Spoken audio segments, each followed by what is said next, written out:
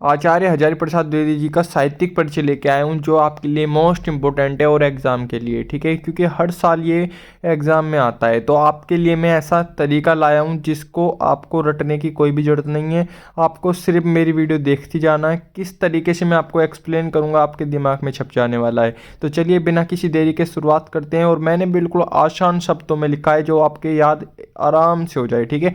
तो चलिए बिना किसी देरी के चलते हैं, शुरू करते हैं।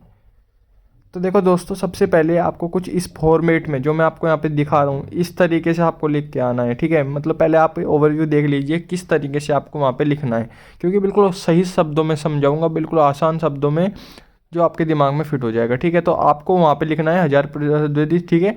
उसके बाद नीचे संक्षिप्त परिचय डालना है, फिर नाम डालना है हजारी प्रसाद द्विवेदी, और जन्म डालना है, कब हुआ था इनका जन्म, तो 1904 ईस्वी में हुआ था। जन्म स्थान कहाँ था, तो बलिया में हुआ था, दुबे के छपरा गांव में, ठीक है। और पिता का नाम क्या था इनके, तो अनमोल द्विवेदी था इनके पिता का नाम। और माता का नाम पूछे तो क्या था, ज्योतिषमती, ज्योत जलाने वाली, ठीक है। और शिक्षा कहाँ से करी, इन्होंने काशी से करी, ठीक है, काशी से। और मृत्यु थी इनकी 1979 में, ठीक है। बहुत ही आसान शब्दों में आपको बताऊंगा किस तरीके से रिलेट करना है आपको, ठीक है। तो 1979 में इनकी मृत्यु हो गई थी, है। उसके बाद आपको जीवन परिचय लिखना है, किस तरीके से लिखना है वो मैं आपको अब बताता हूँ। तो जीवन परिचय जरूर डालना है आपको, ठीक है। तो नीचे लिखना है हिंदी के श्रेष्ठ निबंधकार का आचार्य हजारी प्रसाद द्विवेदी, ठीक है, मतलब हिंदी के श्रेष्ठ ही होंगे जो निबंधकार थे। का जन्म कब हुआ, 1904 ईस्वी में। जो आपने संक्षिप्त में डाला वही यहाँ पे डालना है, ठीक है। बलिया जिले के दुबे का छपरा नामक ग्राम में हुआ था, ठीक है। बिल्कुल सेम टू सेम बना के लिखना है। इनके पिता का नाम क्या था, अनमोल द्विवेदी था। यही तो जीवन परिचय होता है, इस तरीके से लिखना है। तथा माता का नाम क्या था, ज्योतिषमती देवी था, ठीक है। इस तरीके से आपको ऊपर से रिलेट करके लिखना है, कोई ज़्यादा इसमें अपनी ताकाजाकी नहीं करनी है। ऊपर संक्षिप्त परिचय डाल दिया तो उसी में से बना के। मृत्यु कब हो गई, तो 19 मई 1979 में इनकी स्वर्ग सिधार गई थी, ठीक है। इस तरीके से आपको उसमें से रिलेट करके लिखना है, क्योंकि आपके पास जीवन परिचय, साहित्यिक परिचय बहुत सारे होते हैं। तो आपको क्या करना है, संक्षिप्त परिचय में से ही जीवन परिचय बनाना है। देखो किस तरीके से मैंने, देखो सेम टू सेम है ना, बिल्कुल यहीं से उठाया और यहीं पे पटक दिया, ठीक है। इस तरीके से मैं आपको बता रहा हूँ कि आपको ऐसे रिलेट करना है, पूरे में से पूरे अंक मिलेंगे, कोई एक भी अंक काट नहीं सकता, ठीक है, क्योंकि संक्षिप्त परिचय में से ही जीवन परिचय लिखा जाता है, ठीक है।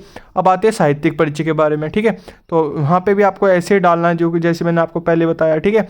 तो साहित्य परिचय में क्या क्या लिखना है मैं बताता हूँ।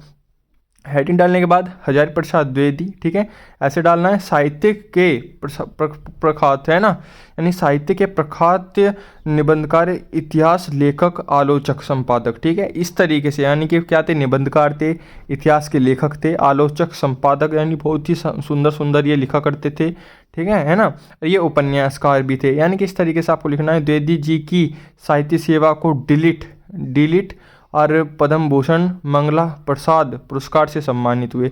बस यही आपको याद करना है कि निबंधकार थे, इतिहास के लेखक थे, आलोचक थे, और इन्हें डिलीट, पद्म भूषण, है ना, और मंगला प्रसाद से इन्हें सम्मानित किया गया था। बस इतना ही साहित्यिक परिचय लिखना है।